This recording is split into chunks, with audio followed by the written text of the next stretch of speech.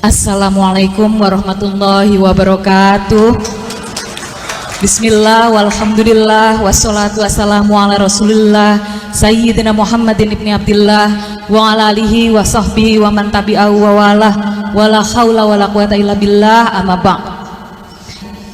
Alhamdulillah, malam hari ini kita semua dapat berkumpul dalam majelis yang mulia ini.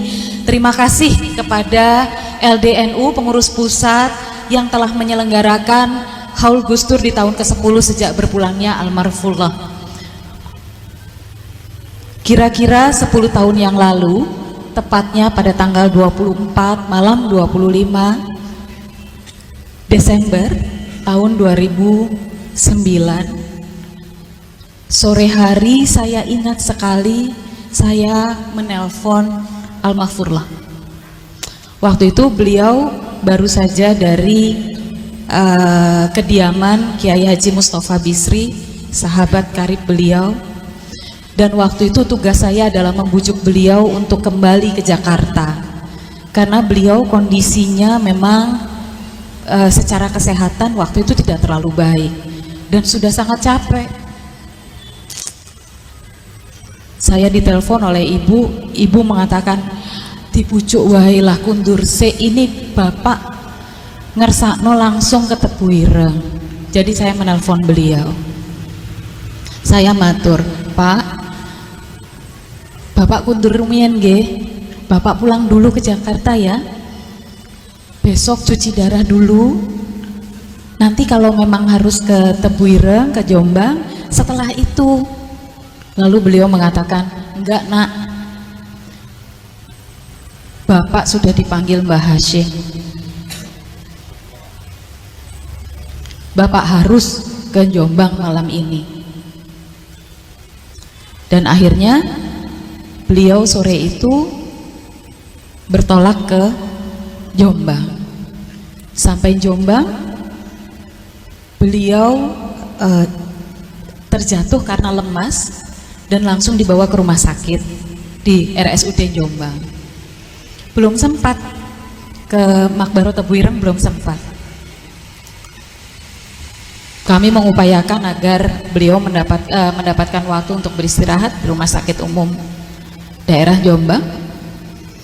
Lalu saya menelpon dokternya, meminta dokter dari RSUD Dr. Sutomo Surabaya untuk menyusul ke Jombang, sambil membujuk beliau untuk kerso untuk mau pergi ke Surabaya dan masuk rumah sakit. Dan saya menelpon lagi, saya matur, bapak ke Surabaya dulu nggih, istirahat rumiyin di rumah sakit. Lalu beliau mengatakan iya. Jadi kami segera menyiapkan ambulans. Beliau masuk ke dalam ambulans, kemudian dibawa. Dalam perjalanan di Mojokerto beliau bertanya, iki nang ndi? Mojokerto pak. Loh kok Mojokerto? Aku ini mau ke Tebu Ireng. Anu kan mau ke rumah sakit dulu ke Surabaya. Enggak, aku ini dipanggil Mbah Hashim, jadi aku harus sampai ke Tebu Ireng.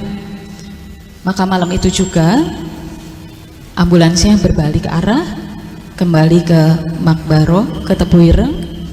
Beliau berziarah, lalu beliau berpesan kepada salah satu sepupu beliau, menyampaikan bahwa, Dek, minggu ngarep aku rene, minggu depan saya kesini, tolong sampean tungakno yo, tolong Anda doakan. Dan seminggu kemudian kami mengantarkan beliau untuk dimakamkan di Tebu Ireng. Kita tidak pernah tahu kapan usia kita dipanggil, usia kita dihentikan.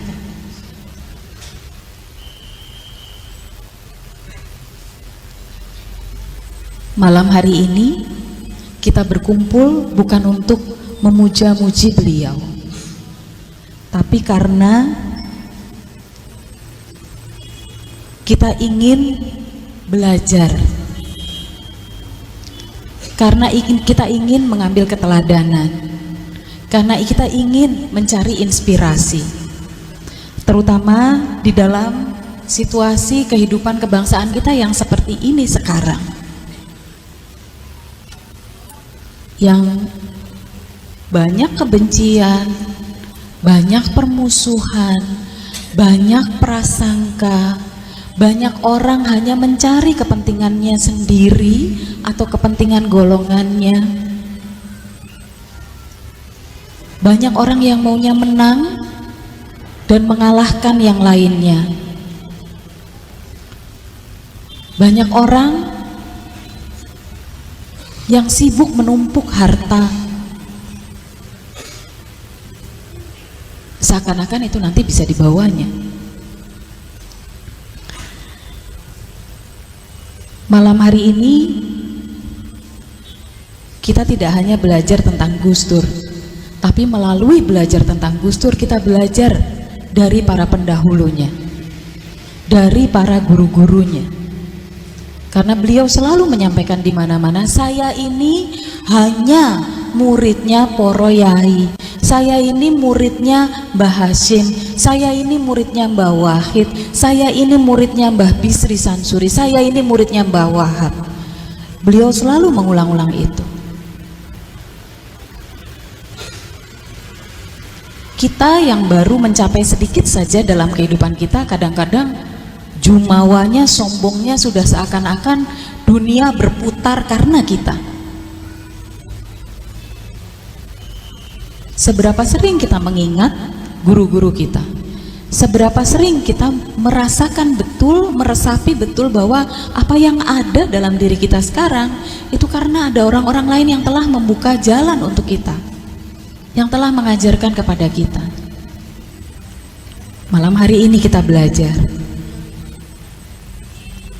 Semoga kita dapat meneladani kesederhanaan Gus Dur, yang setengah tahun sebelum beliau wafat, beliau masih meminjam uang kepada saya karena tidak punya uang.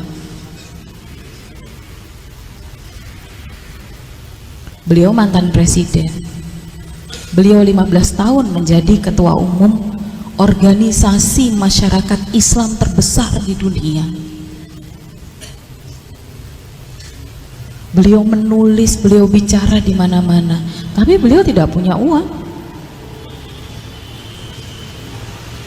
Kenapa? Karena setiap kali kami bertanya, setiap kali saya bertanya, Pak, mbok saya dibelikan ini, mbok saya dibelikan itu, beliau selalu mengatakan, nggak punya uang nak. Tapi itu Bapak punya uang di laci. Itu uang titipan untuk rakyat, bukan uang kita. Beliau tidak pernah mempersoalkan pakaian apa yang tersedia untuk beliau. Bajunya lengan panjang batik, kalau kerahnya sudah rusak, dipotong lengannya, jadikan kerahnya. Kita baru punya jabatan sedikit saja, sudah sibuk mikir baju kita, pantas nggak ya untuk jabatan kita.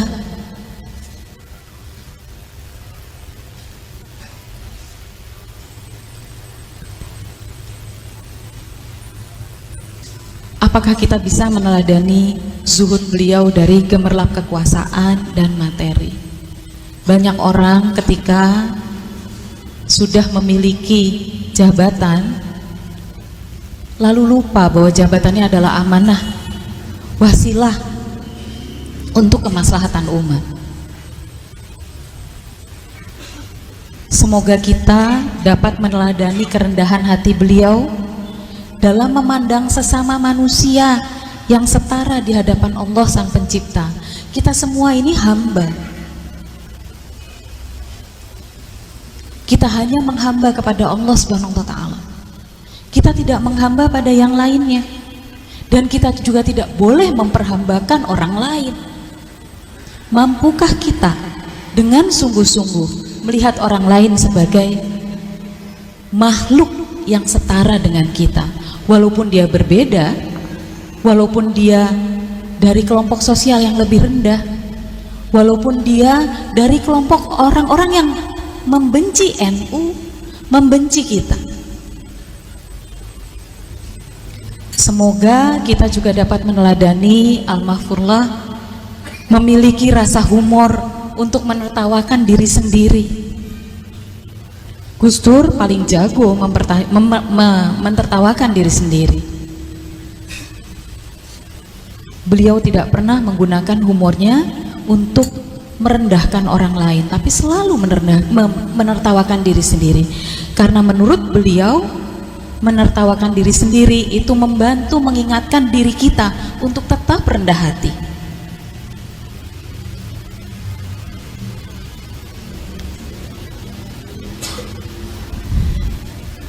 Semoga kita juga dapat memiliki keteguhan hati untuk setia kepada tujuan mulia perjuangan kita, yaitu kemaslahatan umat. Semoga kita dapat memiliki kesabaran, belajar dari Mas Eko tadi, Mas Banser.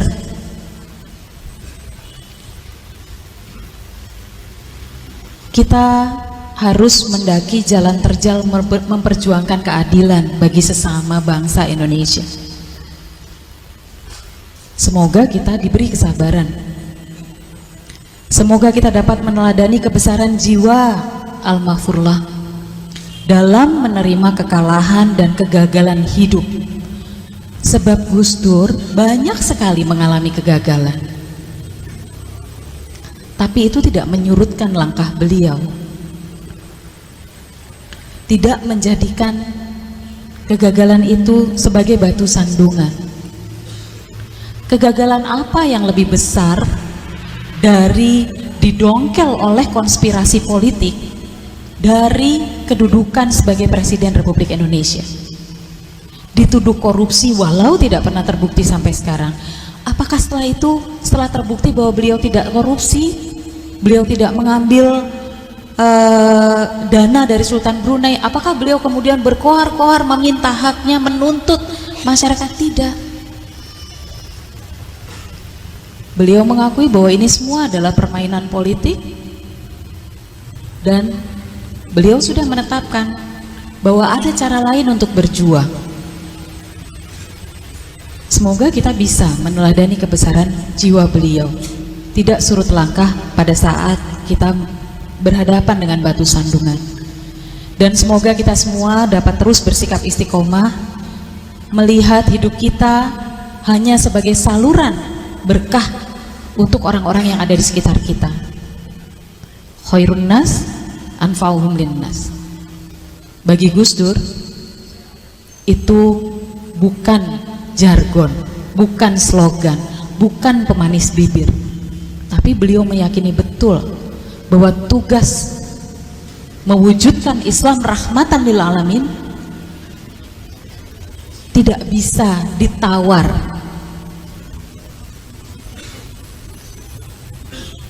Semoga kita bisa meneladani semua itu. Kalau tidak semua, ya secuil saja. Kalau tidak keseluruhannya, ya 1 atau 2 saja. Semoga kita tidak mendewa-dewakan beliau, tapi melupakan teladan dari beliau. Gus Dur tidak suka dipuja-puji. Gus Dur tidak pernah merasa bahwa dirinya lebih hebat dari orang lain. Gus Dur hanya menjiwai perjuangannya. Dan semoga kita semua, hadirin hadirat semua yang ada di sini, mendapatkan kesempatan untuk belajar dari keteladanan beliau, dari para guru-guru kita nanti, Kiai Mustafa Akil dan Kiai Kafabi. Dan semoga itu menjadi bekal kita untuk menjadi manusia yang lebih baik, yang bermanfaat untuk masyarakat sekitar kita, untuk agama, untuk umat muslim di Indonesia. Tugas NU saat ini berat dan besar, ketika wajah Islam di seluruh dunia itu adalah wajah yang menakutkan, yang menyedihkan, puing-puing di sana sini. Semoga NU, semoga kita para Nahdliyin tetap teguh memegang semangat para masyayikh, para muassis yang telah mendirikan NU sebagai wadah kita semua untuk meningkatkan kemaslahatan umat. Terakhir, saya menyampaikan salam dari Ibu Sinta Nuriyah Abdurrahman Wahid dan kami Dzurriyyah Kiai Haji Abdurrahman Wahid di Ciganjur. Sekali lagi terima kasih sudah menemani kami untuk memanjatkan doa-doa. Kita kirimkan kepada beliau sebagai persaksian atas kehidupan beliau yang membawa manfaat untuk kita. Semoga jasa baik Bapak Ibu sekalian, terutama itikat baik dari LDNU mendapatkan balasan yang berlipat-lipat ganda. Doa-doa dari Bapak Ibu adalah hadiah yang terbesar bagi kami. Tidak jadi pahlawan nasional nggak apa-apa, yang penting didoakan orang banyak, yang penting diteladani, dan yang penting diteruskan perjuangannya supaya cita-cita umat, cita-cita masyarakat dan cita-cita bangsa yang adil, makmur, sentosa dapat terwujud. Terima kasih. Wallahul muwaffiq ila aqwamit thoriq. Assalamualaikum warahmatullahi wabarakatuh.